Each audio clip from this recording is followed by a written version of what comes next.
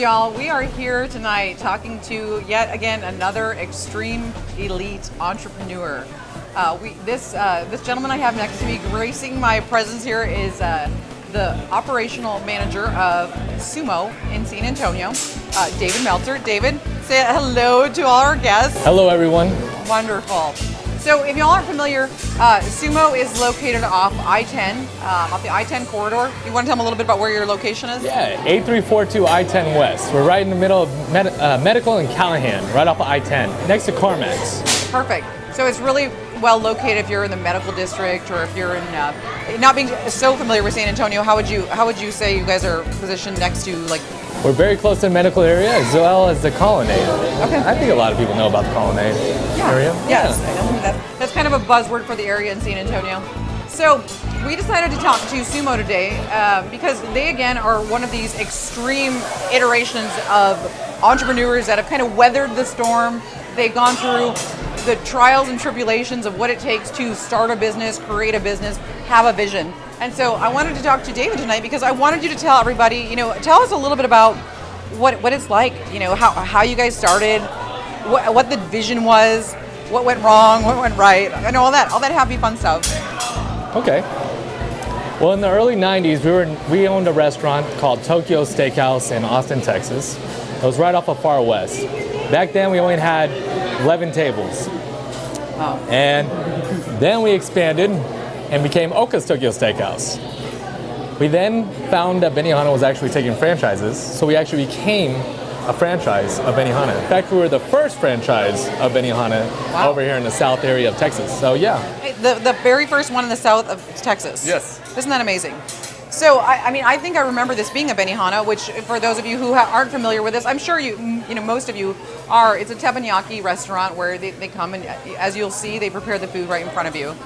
You guys started as Benihana, and then where was the migration away from Benihana? What happened there?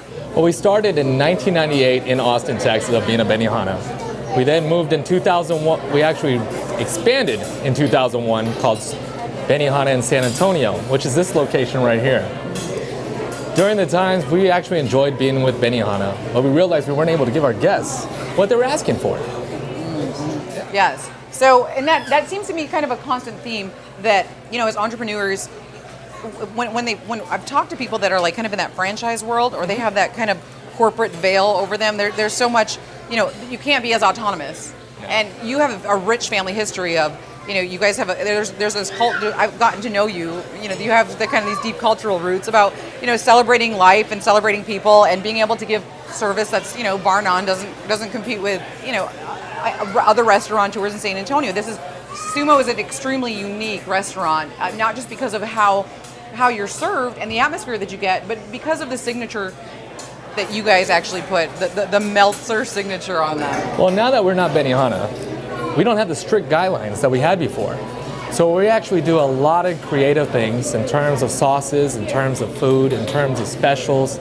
We're able to go up and beyond our customers' expectations nowadays. Yes, like as in our beautiful drinks here. I mean, it's almost so pretty you don't want to drink it, but I know they taste so good. So talk to me about your drink specials. What do you all do here for drink specials? Well, we do have the happy hour. We have happy hour on the tables from 4:30 to 6 o'clock. And we also have the bar that's open happy hour till 7:30. We also are coming up with some really great ideas. Really? Yes, we are. I like the sound of that. Tell us more. Okay. Well, we want to do something different. We've heard of Working Women's Wednesdays, and we've heard of some other ideas. And honestly, I'm trying to figure out a way to create more of a theme in the bar area where ladies such as yourself can come in and have a good time and bring some people. Yeah. We like to call it go-go dancers. There you go. Yeah, we like to call it go-go dancing theme. So basically, anyone that's born in the 60s and 70s, and if you used to enjoy go-go dancing, come on in. Come on in. Get a drink on me. So 60s and 70s, if you're born in the 60s and 70s, so ladies, here, focus on this. If you were born in the 60s and the 70s, you heard him, you get a drink on the house. Specialty drink. One of these fine cocktails. Wow. We have a lot of different kind of cocktails.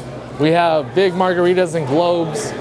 We got a bunch. We got they really do. Excellent stuff. They really do. I mean, you guys definitely have a buffet of choices when it comes to foo-foo drinks, and then really just strong drinks from sake. So talk about the drinks that are more themed towards the restaurant of Sumo. And Well, a lot of people don't understand that sake is not actually good sake. It's not going to be actually served hot. It's actually served cold. And the reason why is that the more the grain of the white rice that was actually made into sake is actually polished.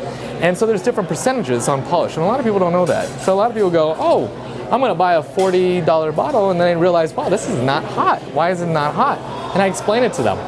But we do have amazing sakes. We have Taiku, which is an excellent brand of sakes, as well as we have Fuki, we have Nigori, we got apple sake, peach sake, lychee sake.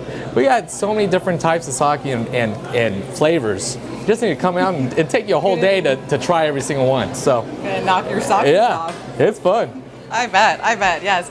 So, talking to me about the food. What are like favorite dishes for people here? I mean, obviously there's the sushi bar, which I'm not sure if people are familiar, but yes, while you can get a great drink, you can also sit there and dine on some amazing sushi with your sushi chef. So tell us a little bit about that. Okay. Well, let's bring up our teriyaki chicken real quick.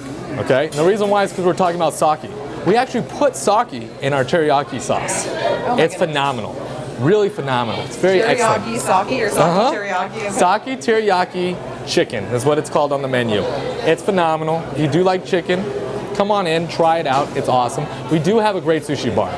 We have some excellent things going on in the sushi bar right now.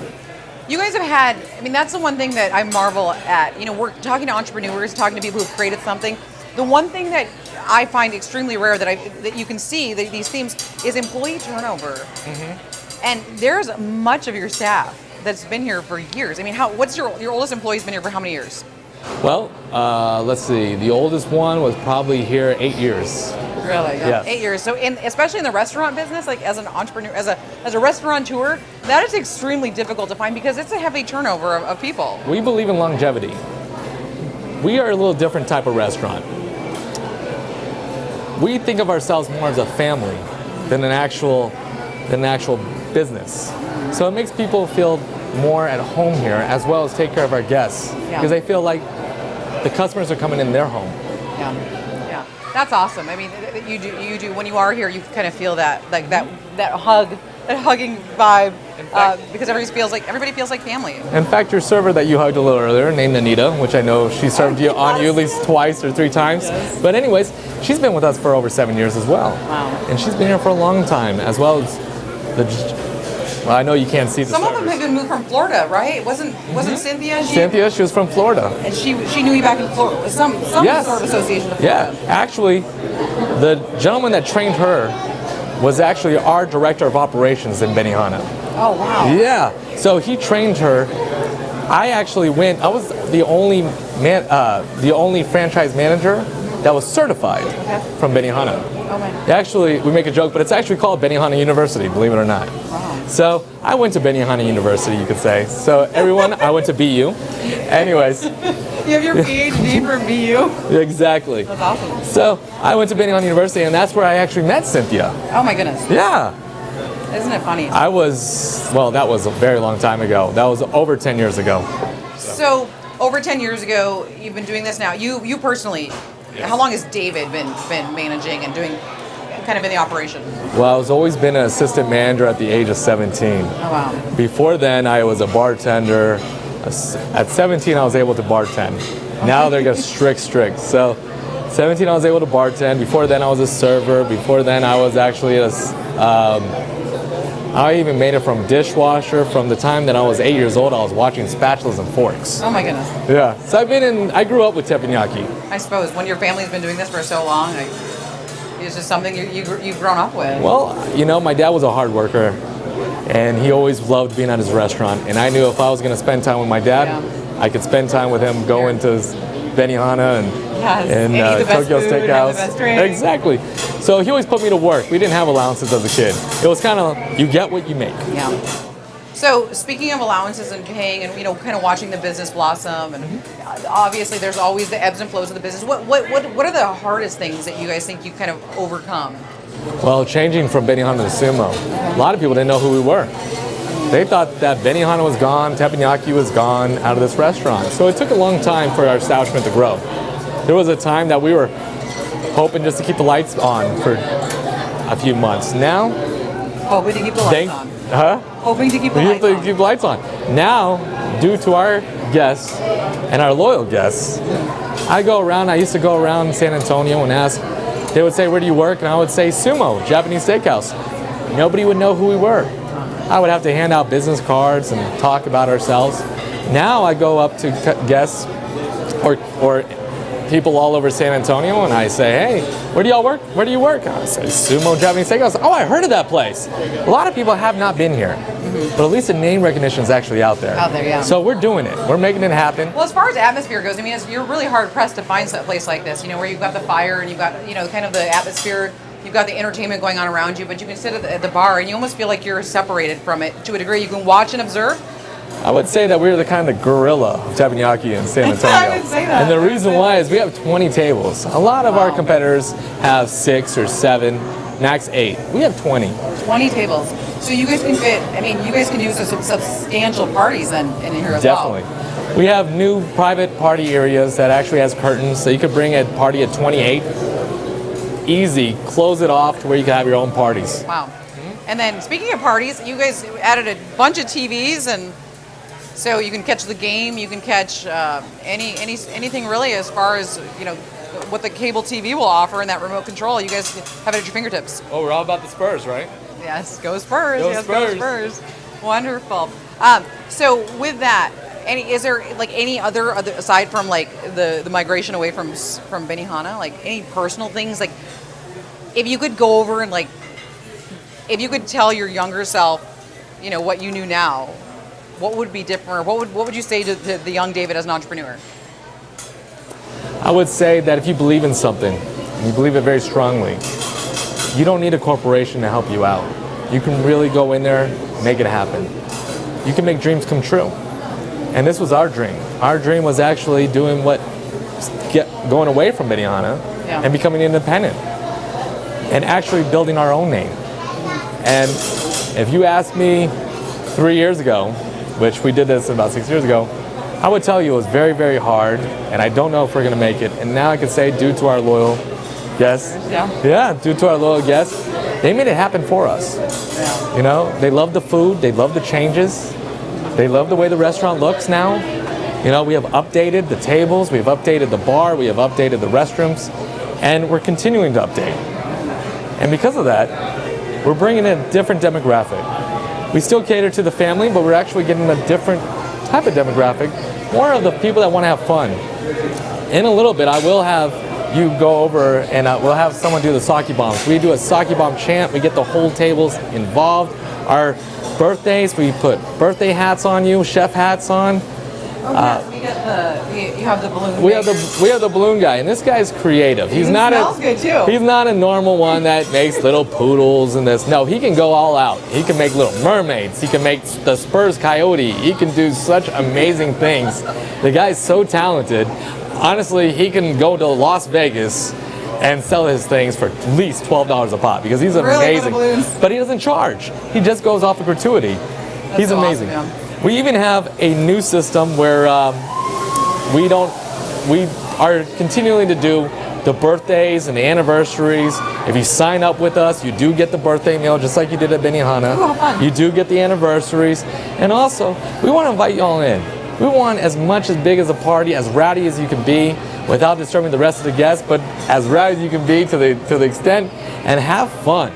Yes, as you can Go see, crazy. As you can see, it's an incredible atmosphere. Lots of fire, lots of show, lots of excitement.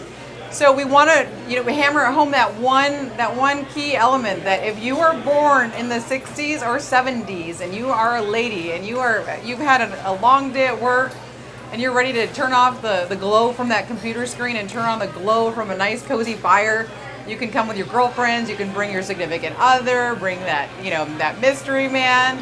It's a very, very low-key atmosphere that creates a great space for really enjoying yourself, just kind of kicking back and unwinding from the day with all sorts of signature drinks. Located again off I-10. Mm-hmm. Do they have to schedule ahead for reservations? Or? No, just come on in. It's right at the bar. You'll sit right at the bar. We'll offer a free cocktail to you as long as you show the ID. We would love to have you, as well as We have some more creative specials coming in, so if you check us out just for that, I guarantee you'll be excited what else is going on. I don't want to get on into it because I like to be mysterious, and I want you to come in and check it out. Wonderful. Ladies and gentlemen, you heard us live from Sumo. Come on down, come check us out. Get yourself one of these little fancy treats and a couple of these fancy drinks, and have yourself a great time. Thanks so much, David. You're welcome. Wonderful. Good seeing you. You too. Love you. Love you too. Goodbye, everyone.